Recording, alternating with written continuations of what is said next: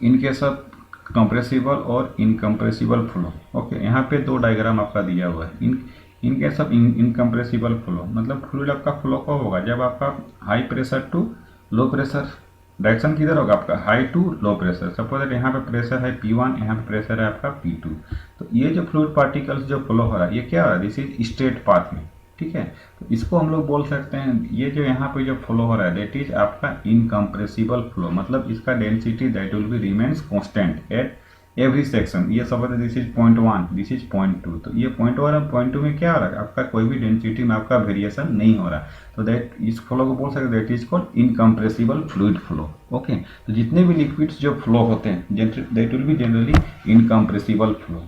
तो जो भी हम लोग हाइड्रोलिक प्रॉब्लम्स, ठीक है, फ्लूइड मैकेनिक्स में जितनी भी प्रॉब्लम्स हम लोग सॉल्व करते हैं दैट इज उस केस में क्या रहते हैं, that is incompressible flow. Okay, ये जो फिगर है this is compressible flow. In case of compressible flow क्या हो रहा है, यहाँ पे डेंसिटी सपोज दैट ρ1, तो यहाँ पे क्या हो रहा है, ये देख रहे हैं ये कंप्रेस हो रहा है, दैट मीन डेंसिटी आपका क्या हो रहा है, चेंज हो रहा है। तो यहाँ पे जो भी फ्लो होगा that is called compressible flow. ठीक है, तो जनरली जो भी गैस आपका पाइपलाइन में जो आपका गैस जो फ्लो हो रहा है एट हाई प्रेशर, वो कौन सा फ्लो होगा, दैट विल बी आपका कंप्रेसिबल फ्लो। ओके, नेक्स्ट है आपका rotational flow and irrotational flow. Rotational मतलब क्या, जो आपका फ्लूइड पार्टिकल्स रोटेट करेगा about their axis, about their central axis. कोई भी पार्टिकल रोटेट कब करता है, कोई भी ऑब्जेक्ट किसके अबाउट रोटेट करता है, अबाउट देयर सेंट्रल एक्सिस।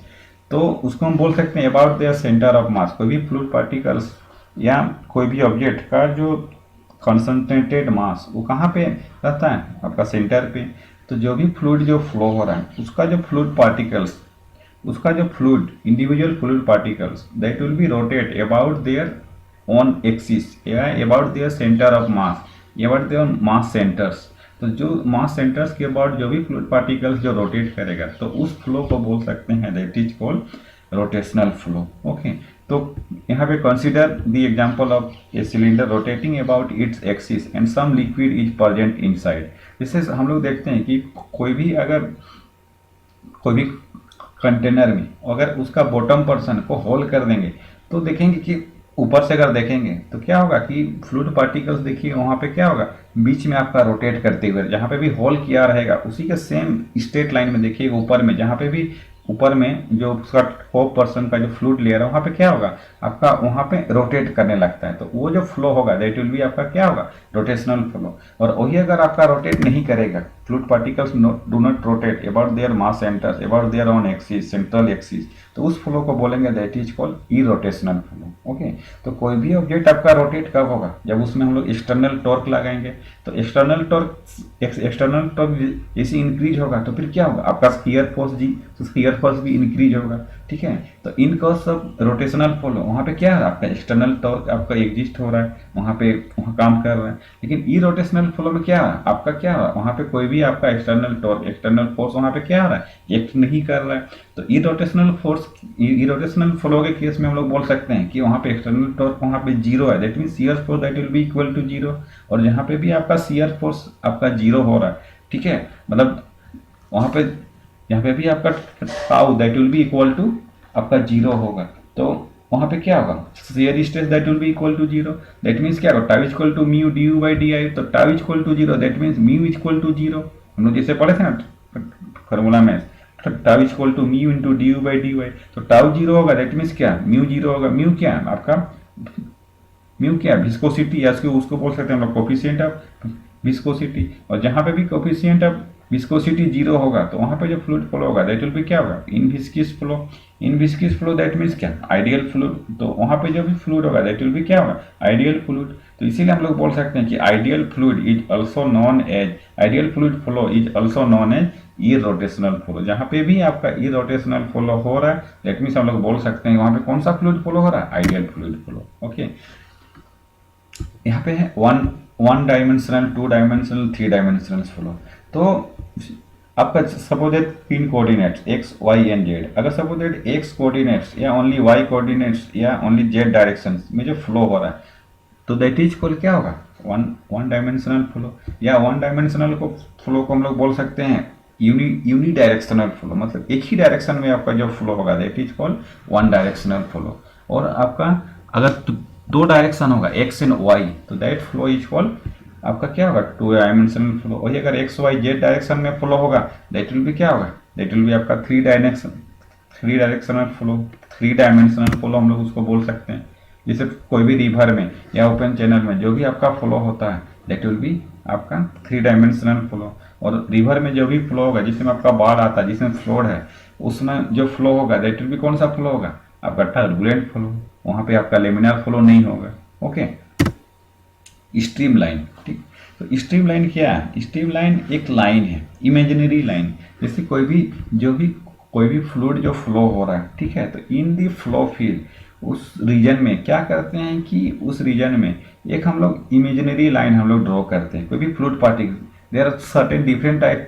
वहाँ पे क्या होगा कि ये मेरा फ्लूइड पार्टिकल्स हुआ, ये मेरा लेयर ऑफ फ्लूइड पार्टिकल्स, इधर लेयर ऑफ, मतलब बहुत सारा, कोई भी फ्लो फूल में क्या होगा, बहुत सारा layer of the fluid particles होगा। तो कोई एक layer of the fluid particles, उसमें क्या करते हैं, कोई एक पॉइंट लेते हैं उस फ्लूइड लेयर का एट ए सर्टेन पॉइंट, उसमें क्या करते हैं हम लोग टेंजेंट ड्रॉ करते हैं। तो टेंजेंट तो दिखाएगा, वो क्या दिखाएगा, velocity of that fluid flow. और उसी का नॉर्मल, एक होगा टेंजेंट डायरेक्शन, दूसरा क्या होगा, इधर होगा मेरा नॉर्मल डायरेक्शन। तो normal direction there will be no any flow, ठीक है। तो टेंजेंट डायरेक्शन जो शो करेगा उस फ्लूइड पार्टिकल का एट सर्टेन पॉइंट, ठीक है। तो टेंजेंट डायरेक्शन क्या करेगा, उसका वेलोसिटी ऑफ द फ्लो, मतलब उस डायरेक्शन में क्या हो रहा है, आपका फ्लूइड पार्टिकल आपका फ्लो हो रहा है, ठीक है।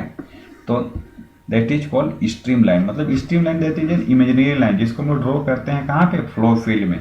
और कोई एक पॉइंट पे उसका जो टेंजेंट ड्रॉ करेंगे और टेंजेंट जो शो करेगा that will velocity of the fluid particles at that directions. Okay, normal में क्या होगा, there will be no any flow in normal directions. Stream line क्या है, वही चीज है, imaginary line drawing a flowing fluid. ये जो टेंजेंट जो दिखा रहा है, ये टेंजेंट क्या है, आपका velocity of the fluid flow. Okay, तो ये पॉइंट क्या है, इसका कोऑर्डिनेट सपोज एक्स वाई में लिए हैं, तो ये क्या होगा, P X Y, this is point P X Y, ठीक है। एक्स कंपोनेंट का वेलोसिटी है यू, वाई कंपोनेंट का वेलोसिटी है भी। तो इसी को यहाँ पे दिखाए हैं, यहाँ X component U, Y component भी, और इसका जो रिजल्टेंट जो वेलोसिटी होगा दैट विल बी क्या है, ये आपका कैपिटल भी, ठीक है। तो यहाँ पे क्या होगा, tan theta that will be equal to Y by X, that means V by U. तो टेन थीटा यहाँ पे क्या होगा, D Y by D X that will be equal to V by U, और V by U equal to D Y by D X. तो इसको लिख सकते हैं D X by U that will be equal to D Y by V. यहाँ इसको लिख सकते हैं, इसको क्रॉस मल्टीप्लिकेशन करके V D X minus U D Y that will be equal to zero. तो the equation of stream line for two dimensional के cases में क्या है, V D X minus U D Y.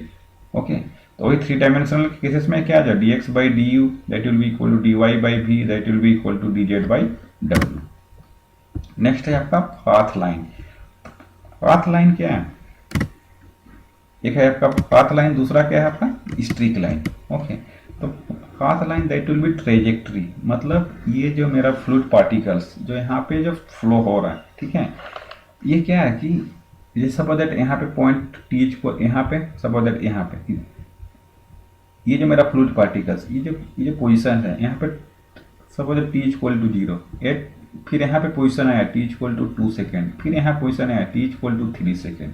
Okay, तो मतलब ये जो पाथ जो यहाँ पे ट्रेस हुआ है, ओके, कोई भी सिंगल फ्लूइड पार्टिकल्स का, ये डिफरेंट इंस्टेंट ऑफ टाइम, यहाँ पे time T equal to 1 second में कितना था, 2 सेकेंड में कितना है, 5 सेकेंड में कितना, तो उसमें जो हम लोग पाथ जो ट्रेस किए उस सिंगल फ्लूइड पार्टिकल्स का, that line is called path line. Okay, next है मेरा स्ट्रीक लाइन। स्ट्रीक लाइन क्या है कि it is the locus of the fluid particles passing through a fix point, मतलब कोई एक फिक्स पॉइंट से जितने भी फ्लूइड पार्टिकल्स जो फ्लो हो रहे हैं उसका जो लोकस होगा, उसको जो हम लोग एक साथ हम लोग वहां पे कंसीडर करेंगे in a flow field, that line is called streak line. Okay, अब in the analysis of fluid flow there are some basic scientific law, मतलब कुछ आपका बेसिक साइंटिफिक लॉ है। ओके, एक तो हम लोग फ्लो करते हैं law of conservation of mass, और दूसरा हम लोग फॉलो करते हैं Newton second law of motion. Newton second law of motion क्या होता है कि force is directly proportional to rate of change of momentum, rate of change of momentum M is directly proportional to क्या होगा dv by dt, तो dv, ठीक है, sorry, rate of change of momentum. तो यहाँ पे पहला जो है आपका कंजर्वेशन ऑफ मास। तो कंजर्वेशन ऑफ मास क्या है कि जैसे हम लोग जानते हैं कंजर्वेशन ऑफ एनर्जी पढ़े, तो कंजर्वेशन ऑफ एनर्जी क्या है कि energy neither be created nor be destroyed. तो सिमिलरली यहाँ पे conservation of mass, mass neither be created nor be destroyed, ठीक है। तो यहाँ पे एक इक्वेशन आता है आपका कंटिन्यूटी इक्वेशन, ठीक है। तो continuity equation that will be, ये किस पे बेस्ड है, आपका conservation of mass. This equation actually mathematically statement of the principle of conservation of mass. मतलब conservation of mass, mass neither be created nor be destroyed, मतलब जितना इन हुआ उतना क्या होगा, आपका आउट होगा। There will be no any, मतलब वहां पे क्या होगा, एक्यूमुलेटेड, कोई भी रीजन पे आपका एक्यूमुलेटेड नहीं होगा, ठीक है। तो इसका जो स्टेटमेंट है, it state that the rate of increase of fluid mass content within the fix region. मतलब यहाँ पे जितना increase of the fluid mass, अगर suppose that in general cases में यहाँ पे जितने भी आपका फ्लूइड मास इंक्रीज होगा, तो इंक्रीज होगा उसको कैसे फाइंड आउट करेंगे, increase in this region must be equal to the difference, कितना इन हुआ और कितना आउट हुआ, इस दोनों को डिफरेंस करेंगे तो यहाँ पे कितना फिक्स, यहाँ पे कितना इंक्रीज हुआ, उसको हम लोग फाइंड आउट कर सकते हैं। लेकिन इन केस ऑफ स्टेडी फ्लो हम लोग क्या जानते हैं कि स्टेडी फ्लो में क्या है, rate of increase of fluid mass within the region that must be equal to 0। मतलब स्टेडी फ्लो में क्या है, there will be no any accumulation of mass या there will be no any increase of the fluid mass in a fix region. मतलब जितना इन हुआ उतना क्या होगा, आपका आउट होगा। किसके केस में, जब आपका स्टेडी फ्लो होगा, ठीक है। तो अब हम लोग यहाँ पे आते हैं generalize continuity equation for steady one dimensional flow. Okay, this is unidirectional flow, this is inlet और ये क्या है मेरा, दिस इज आउटलेट। यहाँ पे दिस इज 1 रीजन, ये 2 रीजन। यहाँ पे डेंसिटी है, जो भी फ्लूइड जो फ्लो हो रहा है उसका डेंसिटी ρ1, एरिया है यहाँ पे A1, वेलोसिटी है V1। कुछ आपका वेरिएशन होगा यहाँ पे क्या ले रहे हैं, आपका जनरल केसेस, यहाँ पे एसटीडी अनस्टेडी या कुछ हम लोग या कंप्रेसिबल इनकम्प्रेसिबल कुछ भी यहाँ कंसीडर नहीं कर रहे हैं। यहाँ पे जनरलाइज फॉर्म निकालते हैं on dimensional continuity, on dimensional flow continuity equation. Okay, यहाँ पे डेंसिटी ρ2, एरिया A2, आपका वेलोसिटी क्या, दिस इज आपका V2। ओके, हम जानते हैं डेंसिटी इक्वल टू क्या होता है, मास बाई वॉल्यूम, और mass equal to ρ into volume, और आपका वॉल्यूम क्या है, एरिया इंटू लेंथ, ठीक है। तो मास फ्लो रेट मतलब mass of flowing fluid enter per unit time, मतलब 1 सेकेंड में कितना फ्लूइड फ्लो होगा, तो उसको हम लोग डिनोट करते हैं M dot equal to mass divided by time. Okay, तो मास क्या है, ρ into A into L, ρ into A, L by time, length by time, जैसे हम पढ़े ना 4 बराबर दूरी बटे समय, ठीक है। तो एल बाई टाइम क्या हो गया आपका वेलोसिटी, तो m dot that will be equal to ρ A भी। ओके, तो according to continuity equation for steady flow क्या होगा, एम डॉट जितना मास फ्लो रेट यहाँ पे इन हुआ that must be equal to उतना आउट होगा, that means M dot 1 that will be equal to M dot 2, ठीक है। मास फ्लो रेट को हम लोग डिनोट करते हैं एम डॉट। तो यहाँ पे एम इक्वल टू हम लोग निकाल रहे हैं कितना, m dot equal to ρ A B, तो एम डॉट 1 क्या हो जाएगा, ρ1 A1 V1, और m dot 2 that equal to ρ2 A2 V2, ठीक है। This is the generalize form. मतलब इस केस में हम लोग कुछ भी यहाँ पे कंसीडर नहीं करें, जो भी फ्लो हो रहा है मेरा स्टेडी हो रहा है, इनकम्प्रेसिबल हो रहा है, जो भी हो रहा है, ठीक है। तो इसलिए the above equation applicable for steady one dimensional, steady and compressible, ठीक है। वही अगर इनकम्प्रेसिबल की बात करेंगे तो इनकम्प्रेसिबल में क्या हो रहा है कि आपका density that will B remains constant. तो डेंसिटी कांस्टेंट दैट मीन्स क्या हो जाएगा, ρ1 इक्वल टू ρ2, तो ρ1 इक्वल टू ρ2 होगा तो क्या होगा आपका तो ये दोनों कैंसिल हो जाएगा, तो यहाँ पे क्या होगा A1 V1 that will be equal to A2 V2, ठीक है। तो ये जो मेरा इक्वेशंस है A1 V1 that equal to A2 V2, ठीक है, ये कभी कभी आपका ऑब्जेक्टिव में भी आता है, ठीक है। ये दोनों ऑप्शन रहेगा, ठीक है। तो अगर आपका ये ऑप्शन दिया रहेगा, ठीक है, अगर इसमें स्टेडी एंड इनकम्प्रेसिबल अगर रहेगा, ठीक है, तो उस केस में ये ऑप्शन होगा, और स्टेडी और कंप्रेसिबल होगा तो उस केस में क्या होगा आपका ये ρ1 A1 V1 that will be equal to ρ2 A2 V2। क्योंकि हम लोग जानते हैं कि कंप्रेसिबल में क्या होता है आपका डेंसिटी दैट विल बी, वो क्या होगा आपका डेंसिटी आपका वेरी करेगा, लेकिन इनकम्प्रेसिबल में क्या होगा density that will B remains constant. Okay.